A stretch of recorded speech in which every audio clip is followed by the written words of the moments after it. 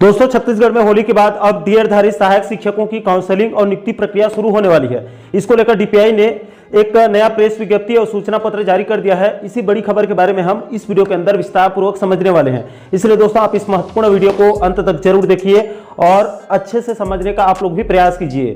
नमस्कार दोस्तों, मैं हूं आपका दोस्त लोकेश साहू और आप देख रहे हैं लोकेश छत्तीसगढ़िया यूट्यूब चैनल। आप सभी साथियों का हमारे इस चैनल पर बहुत बहुत स्वागत है। दोस्तों, वीडियो की शुरुआत करूं उससे पहले आप सभी दर्शकों को रंगों और खुशियों के त्योहार होली पर्व की बहुत बहुत बधाई और ढेर सारी शुभकामनाएं हैं। अब दोस्तों, अब हम आज के हमारे मेन मुद्दे पर आते हैं।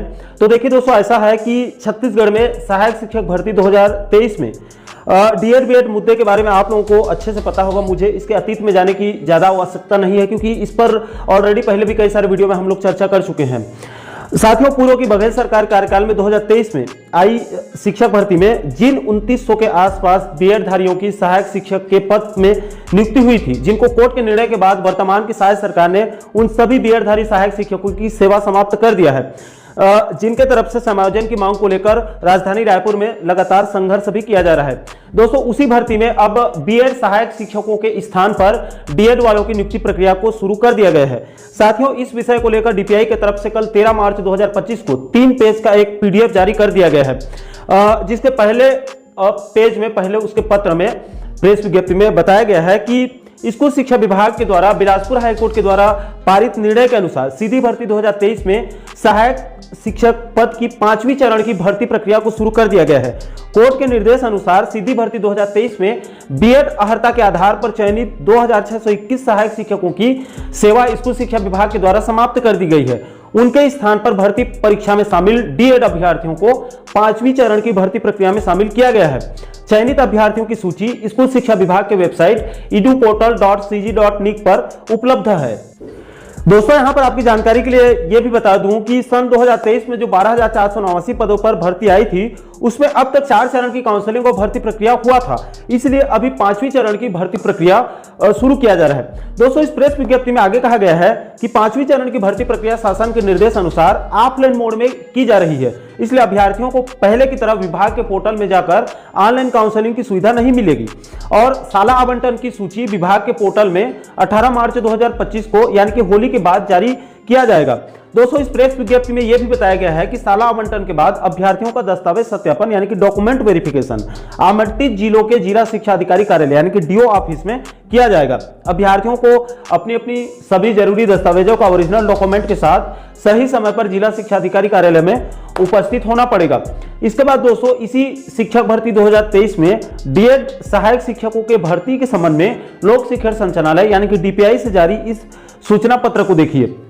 इसमें डीपीआई का साफ साफ कहना है कि लोक शिक्षण संचालनालय से पूर्व में जारी पत्र के द्वारा सीधी भर्ती 2023 में सहायक शिक्षक पद की 5वीं चरण की भर्ती प्रक्रिया के लिए कुल 2615 अभ्यर्थियों की रोस्टर और मेरिट क्रम के अनुसार प्रावधिक चयन सूची यानी कि प्रोविजनल सिलेक्शन लिस्ट को जारी किया गया है। उसी क्रम में छत्तीसगढ़ शासन स्कूल शिक्षा विभाग ने 25 फरवरी 2025 को बीते महीने 25 फरवरी को सहायक शिक्षकों के 5वें चरण की भर्ती प्रक्रिया में साला आवंटन यानी कि स्कूल अलॉट करने की स्वीकृति प्रदान किया गया है। इसके संबंध में नीचे 8 अलग अलग नियम और शर्तें जो है वो बताई गई है 8 अलग अलग बिंदुओं पर। दोस्तों, इसमें सबसे पहले बिंदु पर कहा गया है कि जिन जिलों से जितनी संख्या में जिस वर्ग में जैसे कि अनारक्षित, अनुसूचित जाति, अनुसूचित जनजाति या फिर अन्य पिछड़ा वर्ग यानी कि ओबीसी, इन सभी वर्गों की सेवा समाप्ति किया गया है, तो इन्हीं वर्गों के डीएड अभ्यर्थियों की नियुक्ति किया जाएगा।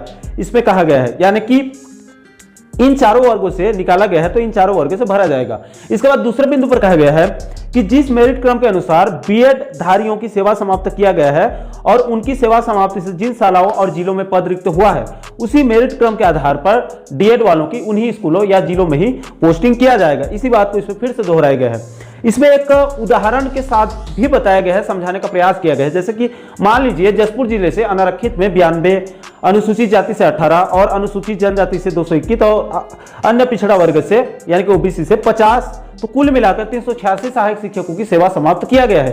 तो 5वें चरण की काउंसलिंग में जसपुर जिले में मेरिट क्रम के आधार पर अनारक्षित में 92, अनुसूचित जाति में 18, अनुसूचित जनजाति में 221 और अन्य पिछड़ा वर्ग में 50, तो कुल मिलाकर 286 डीएड अभ्यर्थियों की ही पोस्टिंग किया जाएगा। दोस्तों इस सूचना पत्र में यह भी कहा गया है कि शासन के उपरोक्त पत्र अनुसार सीधी भर्ती 2023 में सहायक शिक्षक के 5वें चरण की भर्ती प्रक्रिया के लिए संचालनालय यानी कि लोक शिक्षण संचालनालय, जिसको डीपीआई भी कहते हैं, उसके द्वारा अभ्यर्थियों को सीधे साला या फिर जिला आवंटन कर दिया जाएगा।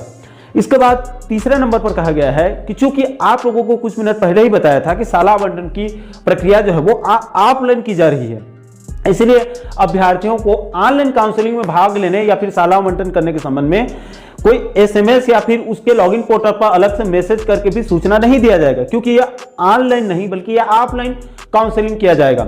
इसके बाद चौथे नंबर पर कहा गया है कि 5वें चरण में शामिल अभ्यर्थियों के लिए साला आवंटन की जिलावार और आपके विद्यालयवार सूची को विभाग के वेबसाइट यानी कि ईडू पोर्टल में इस पोर्टल में भी अलग से जारी करके उसकी सूचना दिया जाएगा। आप लोग स्कूल शिक्षा विभाग के इस वेबसाइट eduportal.cg.nic पर जाकर भी पल पल के अपडेट को प्राप्त कर सकते हैं। आपके मोबाइल से भी हो जाएगा आराम से।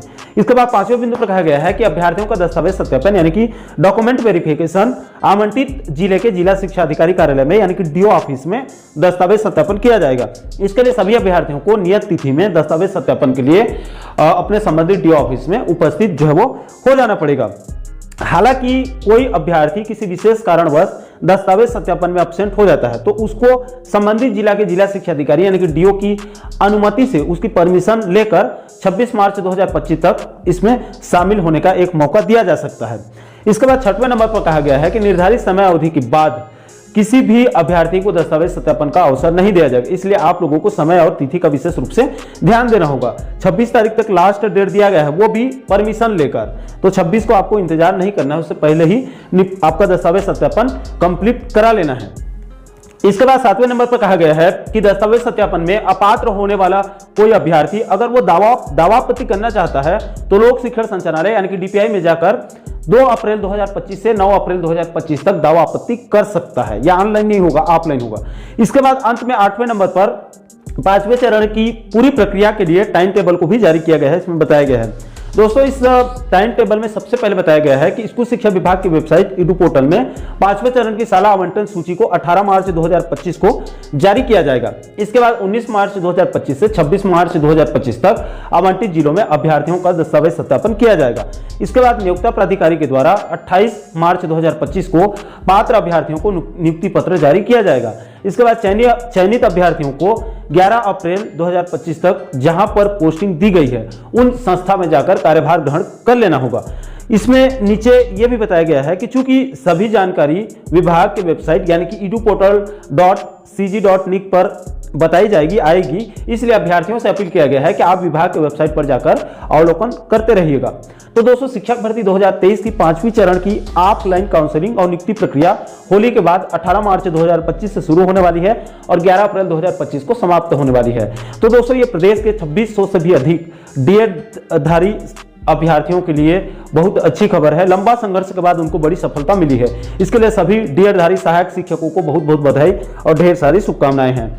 और दोस्तों, अंत में जाते जाते शायद सरकार से एक अपील ये भी है कि एक तरफ तो राज्य सरकार कोर्ट के निर्णय के बाद हजारों डीएड-धारी अभ्यर्थियों को सहायक शिक्षक बना रही है, जिसके लिए शायद सरकार बधाई के पात्र है। लेकिन दूसरी तरफ जिन 2900 बीएड-धारी सहायक शिक्षकों की 1.5 साल सेवा देने के बाद नौकरी से निकाला गया है, जिनका परिवार आज सड़क पर आंदोलित है, उन बीएड-धारियों को भी शायद सरकार उनके लिए कोई नया पद सृजन करके उनको दूसरे पदों पर समायोजित कर देना चाहिए। इससे हजारों लोगों के परिवारों को जो है वो बचाया जा सकता है। इसलिए 5 सदस्यीय गठित कमेटी और खुद सीएम साहब को समायोजन की तरफ भी गंभीरतापूर्वक विचार करना चाहिए। बाकी दोस्तों, इस गंभीर मुद्दे को लेकर आप लोगों की क्या राय है, नीचे आप लोग कमेंट बॉक्स में अपनी अपनी प्रतिक्रिया आप लोग जरूर साझा कीजिएगा। और दोस्तों, आप आगे भी प्रदेश के इसी प्रकार के और भी अन्य महत्वपूर्ण मुद्दों पर, महत्वपूर्ण टॉपिक पर आप आगे भी वीडियो देखना चाहते हैं तो आप हमारे चैनल को जरूर सब्सक्राइब कर लीजिएगा, ताकि आने वाले सभी नए वीडियो का नोटिफिकेशन जो है वो आप लोगों तक तुरंत पहुंच सके। दोस्तों, अभी के लिए फिलहाल इस वीडियो में इतना ही। मुझे दीजिए इजाजत, मैं मिलता हूं आपसे एक और महत्वपूर्ण विषय के साथ, महत्वपूर्ण मुद्दे के साथ। तब तक के लिए जय हिंद, जय छत्तीसगढ़।